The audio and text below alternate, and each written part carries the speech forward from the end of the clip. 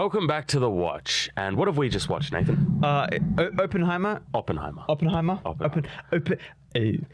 Yes. I wanted to start off with this, just so we get this right out of the way. Yeah. You and I both saw the trailer for this film together, like at the same time. It was on the same day. Yeah. And we were both really, really like, we want to watch this, which doesn't happen often. There's very rare times where we watch trailers for anything and go, I would genuinely go and watch this. But this was one of them. Yeah, this is one of the ones where I was like, you've piqued my interest, Hollywood. Let's go have a look. And now we've watched it, and we have some thoughts. We'll get into spoilers a little bit later, but first, let's start off with just some general thoughts. We'll give it a bit of a general rating. Okay. I'm very interested to hear your general thoughts. My general thoughts, out the gate, it was very long. It was... Most movies you go to relax, to unwind. This one, you need to basically take notes when you're watching and listening to. It's for the more bigger-brained people. But even then, I still have issues with it in certain areas in terms of editing and even story. Like, I understand it's off a true story, but the way in which it's conveyed at times, I think can be... You can give valued criticism to it. So we won't talk specifically until we get to spoilers, but there are major ways the story is conveyed to you that just could be cut completely. We joked sort of after we finished watching the film that this could be cut down to like a tight 1 hour 40, something like that. Like, it was so long. And it wouldn't take away any of the things that were trying to be said. There's just a lot of fluff in this film. And when we say it's long in a way, like if you watch something like Avatar or one of these other films that take, 3 hours or whatever, you're never really checking your phone. You know where the story's at. Things are happening, like there's a giant fight or something. Things are wrapping up, concluding. With this, you're kind of just like, I don't know where we're in the story. This is just going on for a very long time. It was one of those sorts of films. But in terms of the actual content of the film, I thought it was good. I'd give it a bit of probably like a 6 out of 10. There's a lot of things to talk about, though, in terms of the actual film itself, but I'd give it about a 6. Yeah, I think too, for audiences who watch our videos regularly, is they want to know what the agenda of this film is. Now, we disagree on this, I think. I think we disagree on this. I think we do disagree, which is okay, because then viewers can kind of base an opinion on it. What do you think? So, first off, the context for anybody who doesn't know, Oppenheimer is set on Oppenheimer, who created the atomic bombs. World War II stuff. World War II stuff, which means it has obviously World War II elements, which is a bit of a critique because I thought there wasn't enough. It's very, very centralized in America. Doesn't talk about anything really that's happening during World War II. Like, they mention events that are important to the story, but aside from that... Even then, there's so many important events from World War II, and all of them are glossed over except for, like, really just, like, major ones, I would say. But then in terms, there was a lot of communist mentioning. Yes. However, it was integral to the story because it made sense within the context of the story. That's why I think it's okay. Now, we spoke about this. Whenever communism is brought up, my brain turns off, and I'm not feeling it. But neither of us like communism in the slightest. Let's be very clear about that. But they bring up communism because obviously there's a lot of communism happening during World War II, before World War II, during World War II, and then Soviet as well. So it makes sense within the context of the story. Yeah. So this film out the gate kind of makes you very aware of the because it's part of the story, they need to set up a lot of the background for what this character's like, and so they go in depth greatly into what it was like before World War II in terms of communism in America, which that was probably the strongest part for me. That felt like they were saying communism good because they were having these gatherings in the States.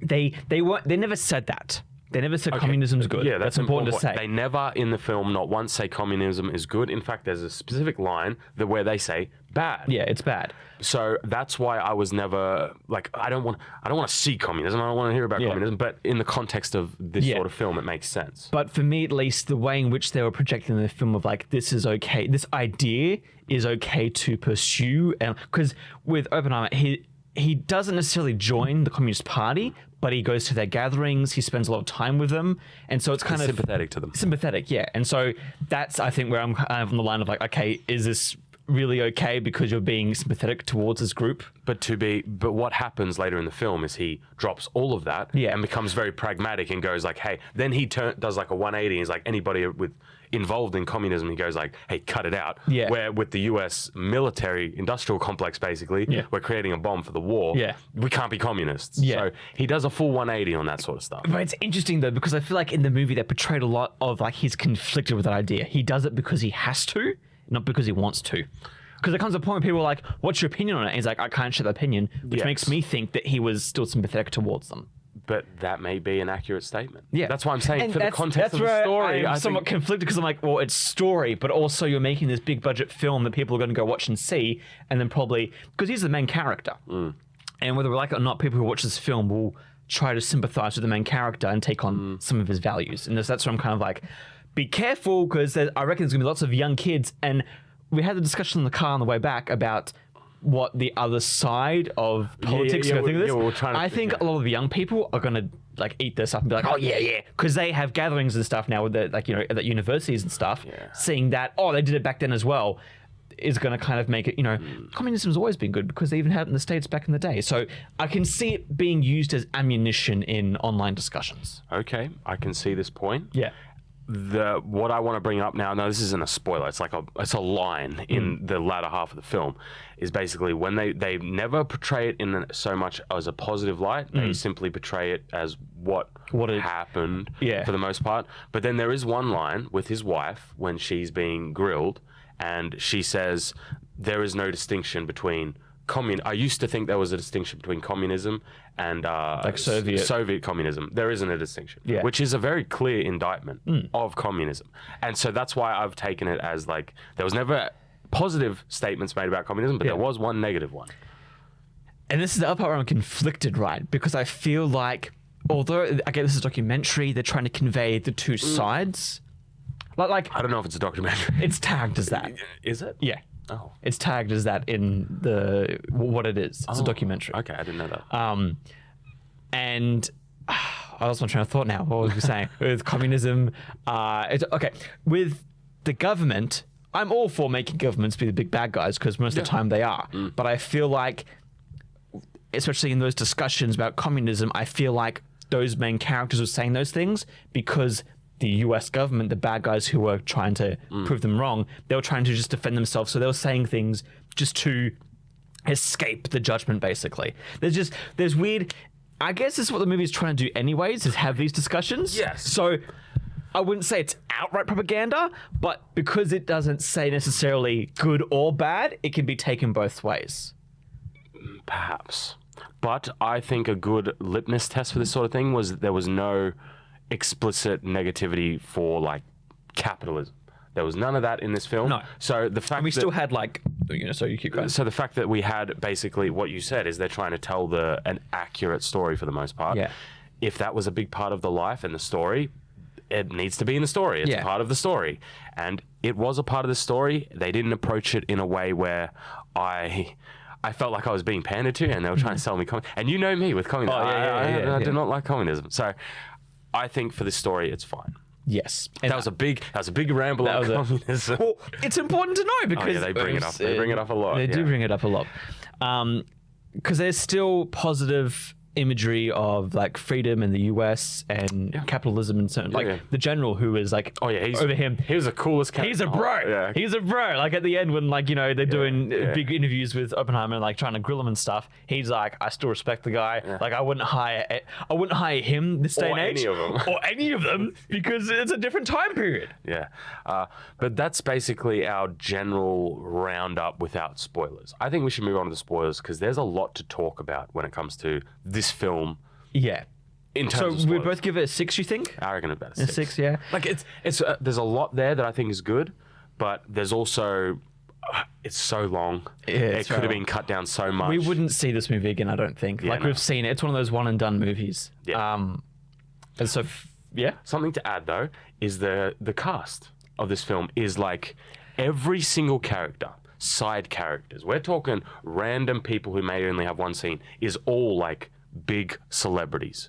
There's not a scene like there may have been a couple of scenes in like crowds or something where they're just actors you've never heard or seen before. But this has like majority is star cast. Yeah, to a degree that you really don't see unless it's like a Tarantino film or something Yeah, like that. yeah. Like it was crazy because you see all these actors and you go, hey, that's that. Hey, that's that. It's just a long list of that. Yeah.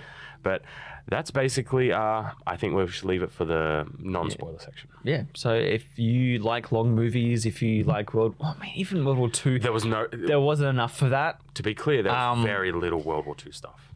I guess because there's other movies that have been like this, like The Theory of Everything and is it Enigma? Like those kind of movies that are about those with certain Benedict people. Cumberbatch. Yeah. Like if you like that vein, but a lot longer and it's a lot more big brained. Like they don't dumb anything down in terms of like the science language or just language in general. Like Sorry, I may be showing my cards a little bit here, but was it hard to understand?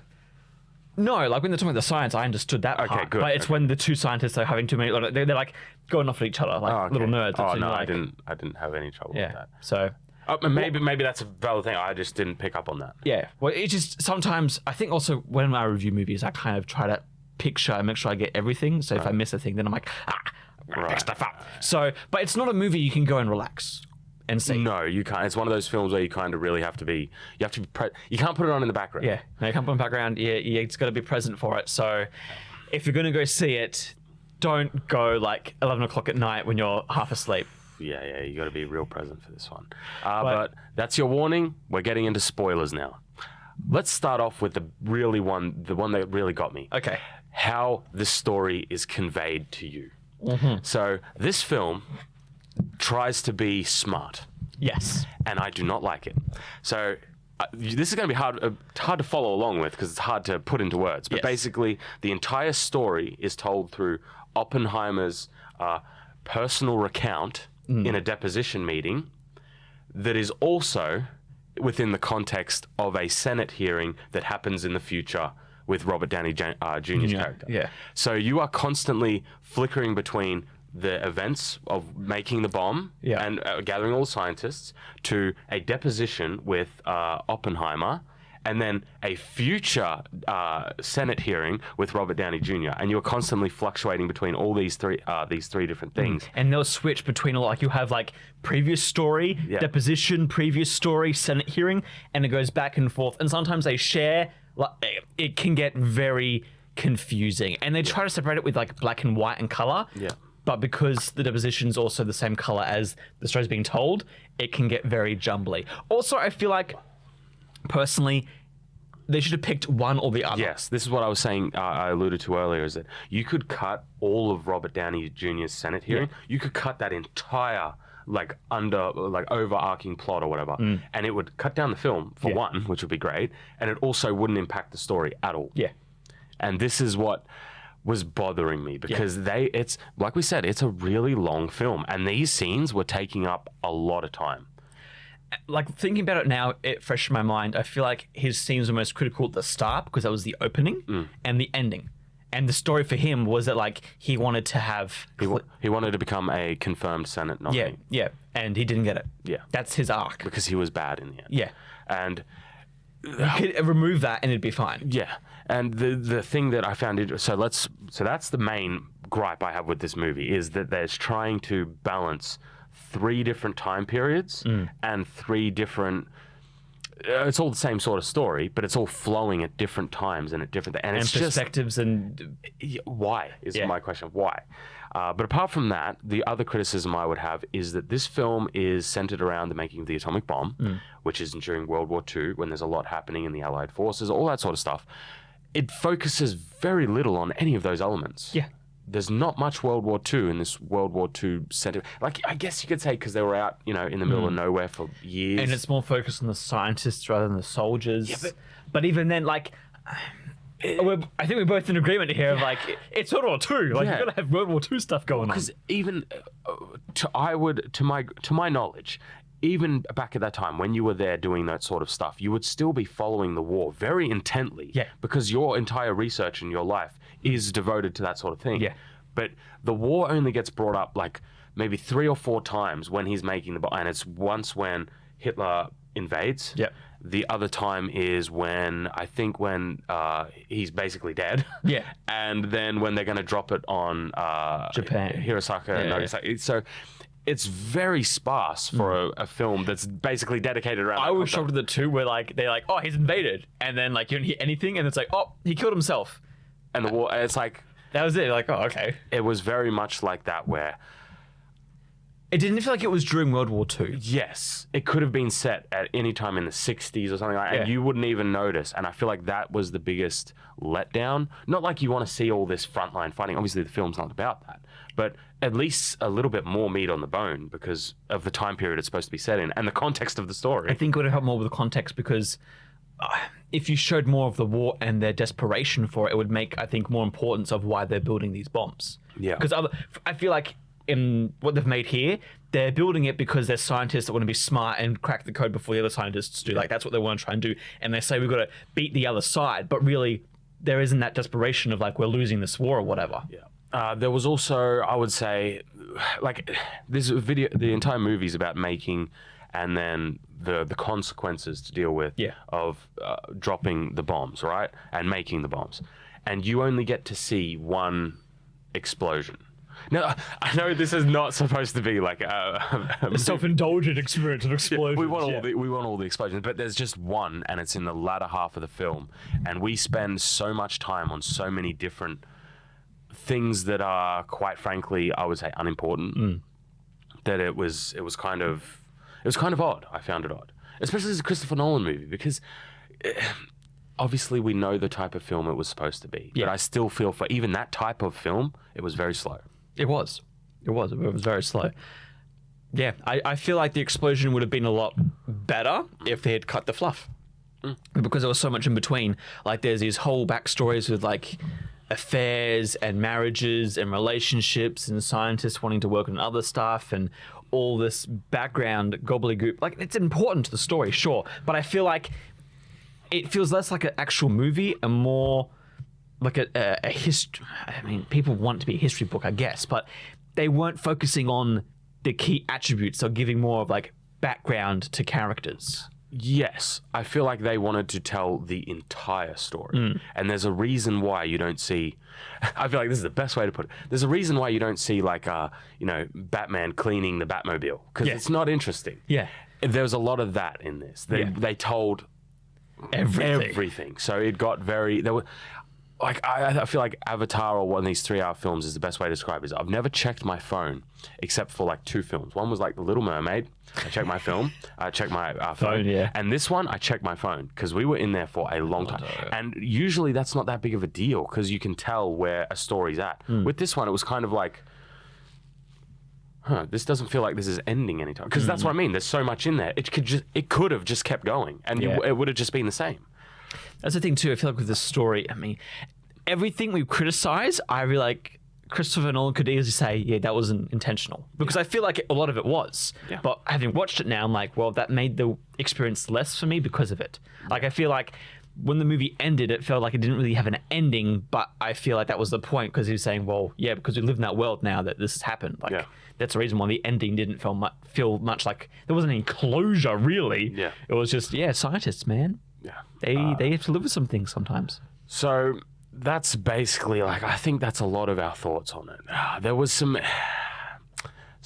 things where I wasn't, like you said, the closure thing. It did feel, usually when we do a documentary, not a documentary, like when you tell this biography type thing where you're telling the story, they still try and make it a story. They'll give you a beginning, middle, and end. They narrate this felt it like a beginning, middle, and just kept going until it got to the end where it didn't feel like an end. It just, it ended. That's at a point where it's like, all right, we can't tell much more of the story because the rest of the story is just him giving speeches and dying. Like, that's kind of it.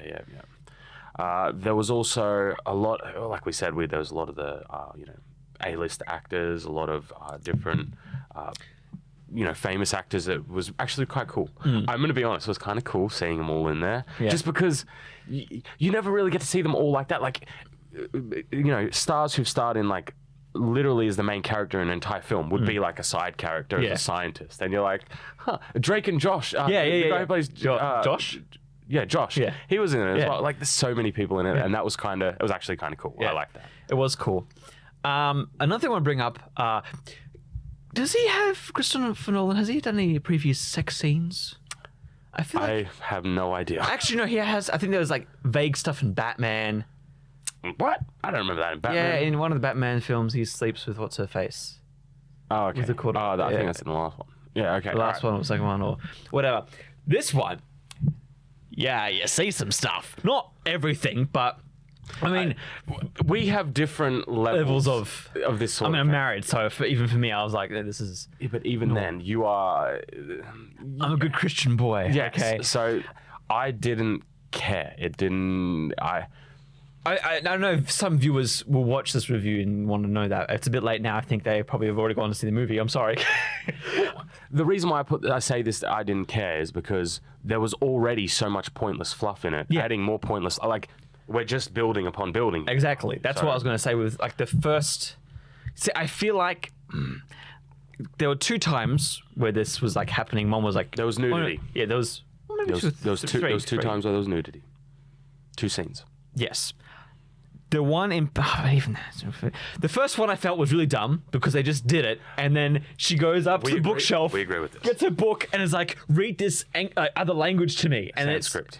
it's just to quote what he's quoted in history before. Like, I am become death, destroyer of worlds. yeah. I'm going to be honest here. I don't know where he got that quote from. I do know that he didn't I'm pretty say sure it. He didn't say it after the No. bomb went off. He said this like way later. Yeah. But it's attributed to him as, obviously. I have no idea where that originated from. I don't know if that's true, how they did in the film.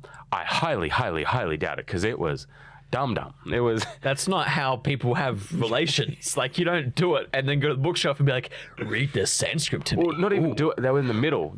That's right, because then they kept going afterwards. And I was gets like, up. this is... Looks through some books, pulls out a book, and goes, "Can you read this?" And he's That like, just that's Sanskrit a little bit. That's just weird Hollywood for you. And then he goes back later and they just sit in chairs naked, which, I guess Because they've already done it. they've already done it. You just chill around naked. Yeah. And there was also a time where he was in the hearing and then the wife was imagining it. Oh, while yes, he's you're right. That one...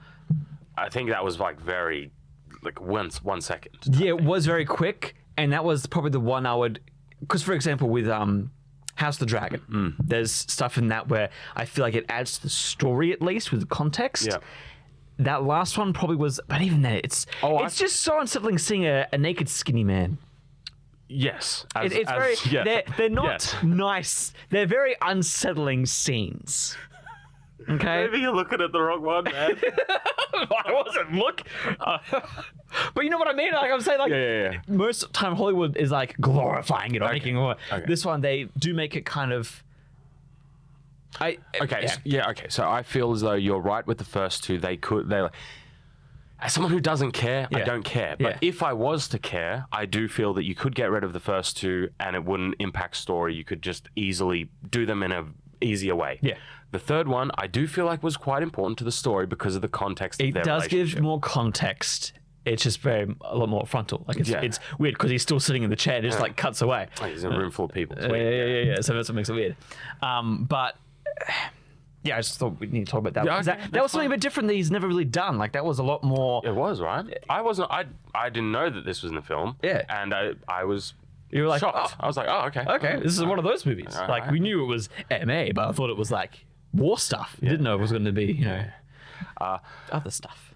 In terms of, is there anything else you can think of that, because we've gone over the story, we've gone over like all the actors, the nudity parts, all the fluff that could be cut out. There's just weird stuff because this is the thing going back with the communism. A lot of his opening with the story with Oppenheimer is showing how he's an interesting character. Like he goes to poison his professor.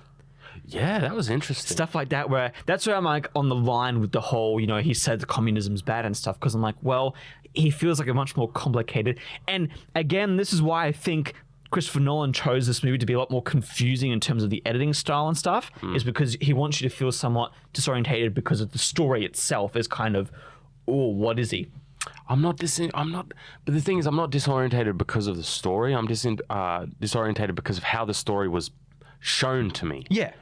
And it's not like I didn't get it. It's not like I didn't understand what was happening. It was just, it was annoying. And I felt like I was reading 2 different books at the same time. Yeah. That's what it felt like. I was like, we could just take off this one book and just read this one. It gives me everything I need to know. I think the theater buff for me is like he's trying to make you feel subconsciously how they must feel about dropping the bombs. Right. So it's like conflicting because, okay, you're doing it to win the war, but also you're killing people. And there's a whole discussion at the end about that. There is, but even then I didn't feel much conflict because you spent 3 years making it. Yeah. You went into it knowing exactly what you were doing. Yeah. And then when they finally drop it, you're kind of like, "Ooh, I don't know about this, guys." Yeah. It's like, what? Exactly. Sorry, I'm not conflicted because You make the choice before. You've made the choice already a long time ago.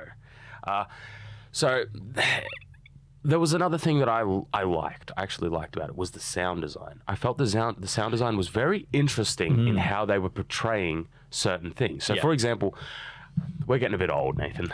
Movies are very loud for us these days, they really are. But the way sound is used in this film was actually quite, I wouldn't call it unique, but I liked it. I liked the way they would portray it because they would portray, there were moments where sound was very intense, things were happening. It's like you were there in a crowd of people, they're stomping their feet, they're clapping. But then when you get to like the atomic explosion, all you hear is dead silence. And until you hit the like we have to admit there is a beautiful, I don't know how long it was, it felt like a very long time. It's just because it builds up to the countdown and then the explosion happens and it's dead silent and you can see the full explosion and you experience all of that. And then once that explosion is done, then the sound hits and then like reality comes back. Yeah. That was really cool. It was very cool. And so there was a lot of things like that. I feel like the sound design on this film was quite nice. And the way they used sound was also good. Now, obviously, you guys may not care about that, but it was just a little touch that I Yeah, it shows this movie, although I'm conflicted in some areas, it does have a lot more competence and care placed into it and to history than a lot of other stuff we've had to watch and review. And it feels like for once I've felt like as the audience member, I'm not being taken as an idiot or talking down to. It's like, you're coming on this ride with us, you got to pay attention or, or get lost. It's up to you. Yeah. And I'm not being talked down to, which as a viewer, I respect finally. So if we were to dovetail all our thoughts in the context of the spoilers, I would say this film, it's a good film for the most part. I feel like the length is an issue. It's kind of one of those films you just watch once. Yeah. Because it's just so long. There's elements that I felt like even if like if we had Christopher Nolan right here to tell us exactly what he was doing, having those two simultaneous plots going on at the exact same time was just pointless. Yeah. I don't know why you would want to do this. In terms of like pushing an agenda, things like that, I mean, it explores things, but I feel like they also, like you were saying before, they're trying to respect history. Yeah. Like there's stuff like his wife is like an alcoholic and she's like a terrible mother because her kids always cry. Terrible mother. Like things like that where I'm like, this isn't a good role model, but also it's history, so they're just telling the truth. Yeah. And I hope none of these things have been like miscommunicated. Yeah. Like it would suck to go back and read history books and be like, actually she was a wonderful mama. They just changed it so, So when it comes back to something like how they're always saying communist, they're always talking about the communism, things like that.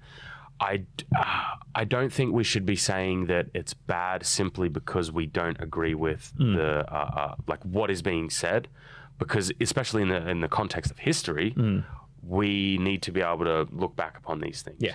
Now, if people take that as like something to look up to, this is the issue we have with everything, to be honest. So I can't fault it for that. Yeah. Just on that reason. Yeah. I didn't like hearing about it, and I don't want to hear about it. But in the context of the story, it is what it is. It existed, yeah. Yeah, because at the end, basically, I mean, you can interpret it differently, but basically they put in the sense of, so he lost his privileges for security clearance and stuff, and basically the rest of his life he just remains as a spokesperson who just talks about things. Yeah. I don't, like, it made me feel like he was still a hero despite his flaws, but also some of his flaws are pretty bad. Like, this happens with most of these documentaries too, because like, okay, so that's interesting. You say hero, right? Now, I want to be clear here. I'm not an expert on this history for the most part. I do know that it obviously is a team effort. Yeah. But like they say in the film, your face is the one on Time magazine. Yeah. So that's one of those things where I'm like, well, he has a team of people. They're all working towards this goal, not just him. Yeah. But he became the face of it, so he becomes the father of it. Yeah. But how much does that make him just a hero and everybody who worked on the team a hero? Yeah. So that's kind of There's just more more like a philosophical type thing. Because then there's also, I mean, we could keep talking more about that because there's scenes where like in the future he's like shaking all their hands Yeah. and seeing them all again and being like, oh yeah, we want more guys. There's just conflicting. So I think it's a good film, like you were saying before. I wouldn't watch it again, but at least I think the redeeming quality is that it was in line enough that it wasn't taking too many sides. I would have liked it to take more of a side in terms of like World War II, freedom, fight for your paycheck, stuff. But at the same time, it allowed us to have this very long discussion about these things. And whenever there's a question in the movie, we go, like we think about it. Well, I feel like everything else we watch, like from Disney and Marvel, it's like, oh, that sucks, that was bad. Like it's very like one word answers. Where this one, I actually feel like we could sit back and talk and drink our drinks and go. What's your opinion of this? There was some things I liked. I liked the practical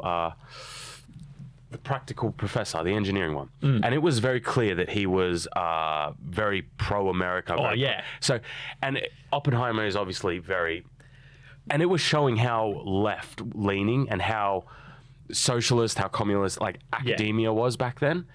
And I do like that it really showed this, that like this has been something that's happening for a long time. Yeah. But it also showed the opposite side where two people who were very much in disagreement were still very close friends for the whole film, and they respected each other enough to stay out of that sort of thing.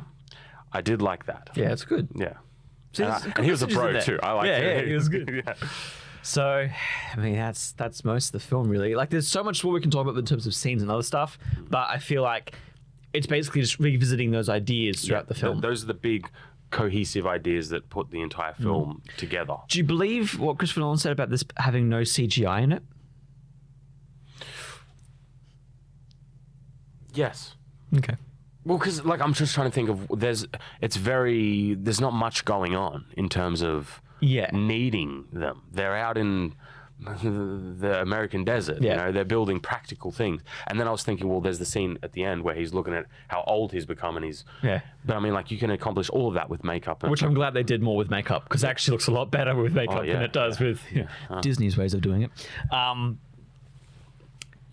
I think it's fine. I think that's just very much how he works. He doesn't like computers, doesn't like social media. He's a very practical man. Yeah, man after my own heart. Yeah. But I think that's our full roundup of Oppenheimer. It's not a it's not a movie we're gonna go watch again. But it's not a bad one. It's just like, okay, I'm trying to think of, maybe it's just us. Maybe it's just us. It's just so long. Like, have you seen Interstellar? Yes. Would you see it again? No. Neither. I saw one of the movies. I can't be bothered because that movie was so damn long. Like, come on. Yeah, that's true. That's true. But I always, when I put these things into context, I put them in the context of like, we've watched other films that are like just as equally long, but I think it's because we couldn't tell where we were in the story. I think that's what really... And because it wasn't a traditional story, I think they may have not had that. I mean, you could still probably find it, but I don't think that was the style they were going for anyways. Because like I said before, it's got a start, a middle, and a middle, a middle. And then it just ends abruptly, but it's not an actual ending. It just ends. Yeah. Because of runtime. But I think that's everything. Do you want to take us out? Yeah, let us know what you think if you saw it, and if we missed anything, or the stuff that you agree or disagree with. But we'll stay here on the Watchtower, and as always, stay on watch.